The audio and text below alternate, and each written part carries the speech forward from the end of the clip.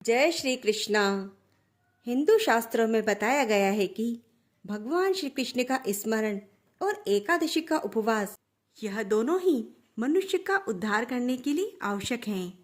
सामान्य रूप से भौतिकतावादी लोग अपने पाप को नष्ट करने के लिए और अपने शरीर को स्वस्थ रखने के लिए एकादशी का व्रत करते हैं, लेकिन जो भगवान श्री कृष्ण के भक्त हैं वह एकादशी का व्रत भगवान को प्रसन्न करने के लिए और अपने भक्ति पथ में अग्रसर होने के लिए करते हैं। तो आइए चलते हैं कुरुक्षेत्र में, जहाँ पर पूर्ण पुरुषोत्तम भगवान श्री कृष्ण और युधिष्ठिर महाराज के बीच में संवाद हो रहा है। युधिष्ठिर महाराज ने कहा, हे प्रभु, मैं आपको नमस्कार करता हूँ। आपने चैत्र मास के शुक्ल पक्ष की एकादशी अर्थात कामदा एकादशी के बारे में विस्तार पूर्वक बताया है।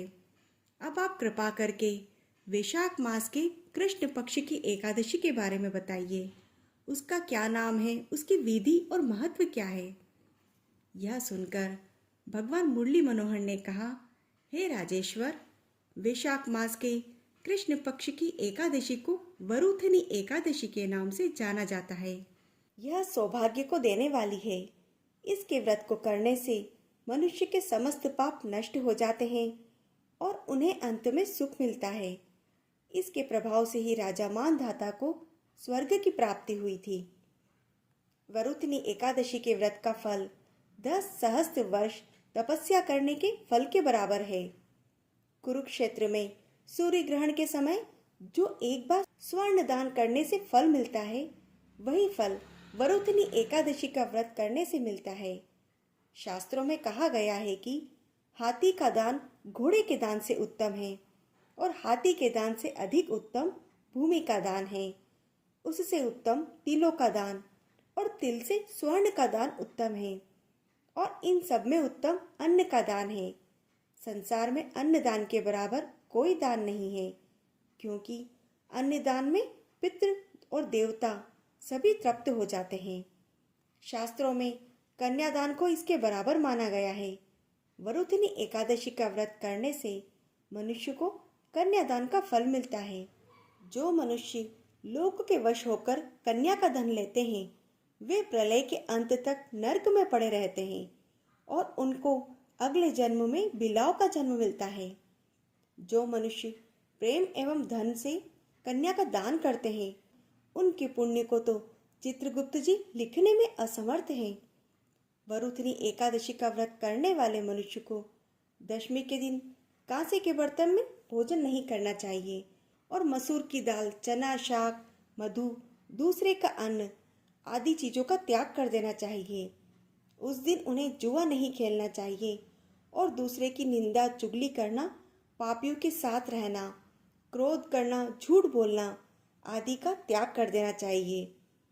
हे राजन, जो मनुष्य यमराज से डरते हैं, उन्हें पाप नहीं करना चाहिए। उन्हें एकादशी का विधि पूर्वक व्रत करना चाहिए। इस व्रत के महात्म्य को पढ़ने से 1 सहस्त्र गोदान का फल मिलता है और इसका फल गंगा स्नान करने के फल से भी अधिक है। एकादशी के दिन प्रातः काल नित्य कर्म से निवृत्त होकर स्नान आदि करके भगवान का पूजन, भजन आदि करना चाहिए।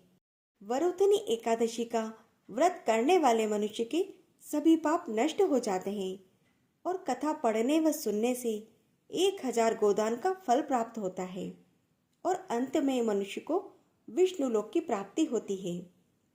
आइए सुनते हैं इसकी कथा को। प्राचीन काल में नर्मदा नदी के तट पर मानधाता नाम के राजा राज्य करते थे। वह दानशील और तपस्वी थे। एक दिन जब जंगल में वह तपस्या कर रहे थे, तभी ना जाने कहां से एक जंगली भालू आया और राजा का पैर चबाने लगा। राजा पूर्ववत अपनी तपस्या में लीन रहे और कुछ देर बाद पैर चबाते चबाते भालू राजा को घसीटकर पास के जंगल में ले गया। राजा बहुत घबराए, लेकिन तापस धर्म के अनुकूल होने पर उन्होंने क्रोध और हिंसा नहीं करके भगवान विष्णु से प्रार्थना करी। करुण भाव से भगवान विष्णु को पुकारा। उनकी पुकार सुनकर भगवान श्री हरि विष्णु प्रकट हुए और उन्होंने चक्र से भालू को मार दिया। राजा का पैर भालू पहले ही खा चुका था। इससे राजा बहुत ही शोकाकुल हुए।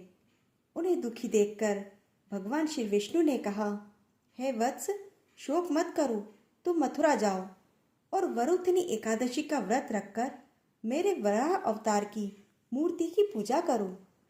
उसके प्रभाव से पुनः तुम सुदृढ़ अंगों वाले हो जाओगे।